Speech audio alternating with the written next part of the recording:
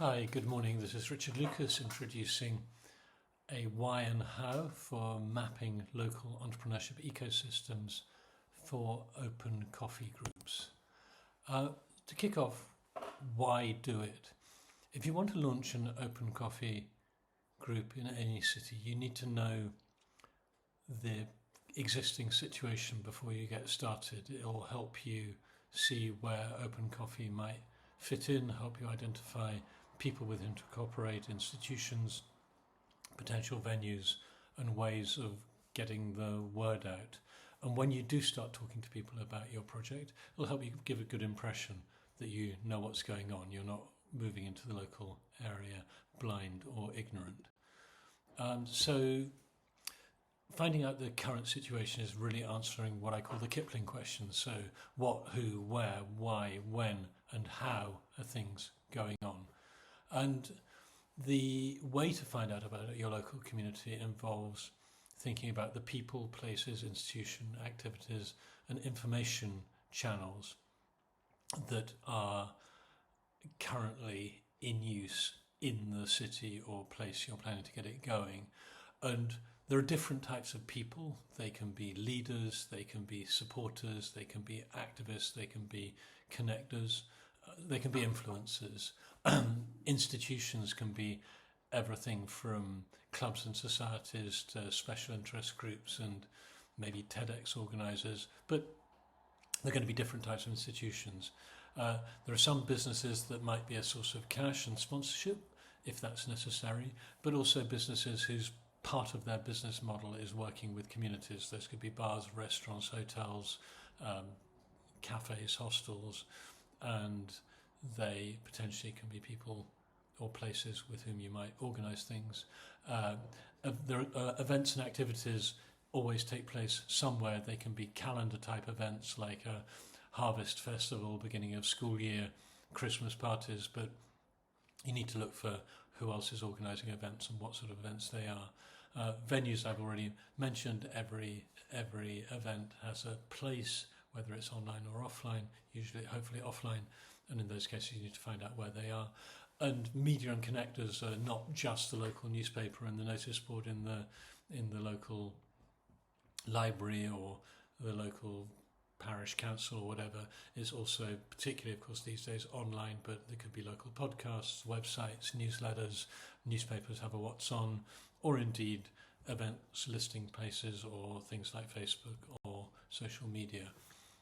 And how to find them. Obviously, you start, it used to be with a Google search. These days, it's obviously things like ChatGPT and Bard are extremely useful to find things, but you can think of all the local institutions from educational bodies like schools and universities, public libraries, Quora, Reddit. Sometimes you get national or international groups that have a local chapter, like, I don't know, a couchsurfing meetup, and they vary city by city. Remember, it's not just online, even though you may start with online, wandering around the city, keeping your eyes out for even things like children's playgrounds or different places that people get together outside schools. All might be ways of getting the word out.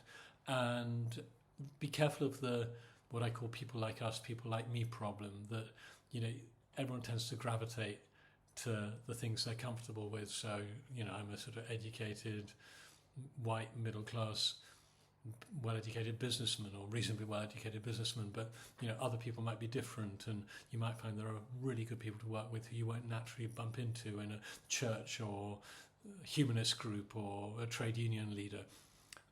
Search widely, don't just stick to your kind of person.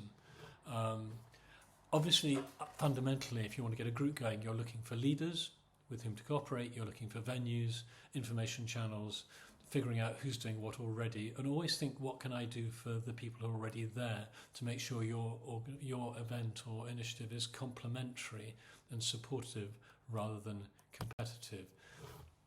As you do your local scanning, try to make sure that you're figuring out what's missing. Sometimes different communities have a very high self-opinion. They think everything's fine, and you showing up in town and saying everything's wrong and you can do things better might be consider treading on their toes. So try to figure out what's missing so that what you're proposing isn't competitive. Open Coffee is a morning meetup. Quite a lot of places don't have much in the morning apart from perhaps the wonderful creative mornings or maybe a BNI, but what we do at Open Coffee is very different from that, so that's not competitive at all, and that can be a good differentiator so you're not treading on anyone's toes. And try to start thinking as you do your research and look for gaps, where would be a good place to do a launch meeting. And there's probably going to be somewhere that's having meetings already, maybe not at that time of day. Keeping records as you do your research, do keep them on a shareable platform. I use Google Sheets and Google Docs a lot, but as you onboard and build a team, you don't want to have to be writing things down from scratch. Keep it for your own purposes, but keep sharing in mind so that as you gather information about organizations, venues, etc., you're keeping it in a way that you can share. Evaluation. This is a sensitive area because if you're planning to do things better, that implies that some existing things might be worse or less good. That's not the right way to approach people. But danger signs are too much money. You get very well-funded events which only work as long as someone's hurling cash at them, but they're going to die away once the sponsors disappear. That's a kind of vulnerability, and our events are ultra low cost, don't need sponsors, and that gives us an edge because we're not spending all our time fundraising. And also sense the openness, the responsiveness of the people in charge. Some communities can become a little ossified where the people in charge have a high opinion of themselves and make themselves somewhat inaccessible. A good community you can test by just pinging an email to the people who claim they run it and seeing whether they're responsible. And the word responsible is connected with responding. Sending messages, signing up for things, seeing what happens when you do is a good way. A good way to test or evaluate an ecosystem are the cyclical events, or the things that happen every week, every month, that you could go to if you were in town. Do they badge people up with their names? You can see from photos of events if people are wearing badges. That's a good sign that they're open and inclusive for newcomers. You don't have to know people already. And are the events free? That if there's nothing to go to, if you don't have money, that implies that they're a little much. They may be a community for people who've already made it, rather than people who want to support someone who's coming and wants to build something. But don't be arrogant. Just because we believe we do things well at Open Coffee doesn't mean that we're the best in the world, although we definitely do things better than in most places I've been to. You shouldn't assume that you're doing things better. People evolve, things change, and don't look down on other people when you're trying to cooperate with them.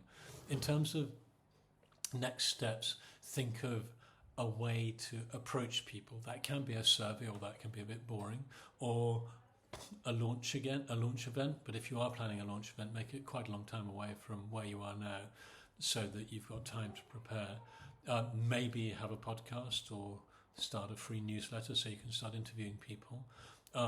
Use your launch event for team building.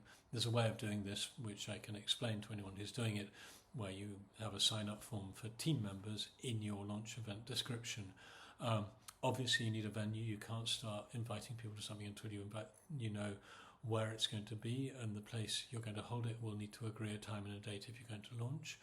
And when you start inviting people, remember you never have a second chance to make a first impression. It's better to do it slower and well than scrappily and badly. I hope you found this useful. If you want more help, my email address and LinkedIn is on the screen in front of you, and I would love to help you launch an Open Coffee if there's not one going in the place you live or are going to be living. Thank you very much.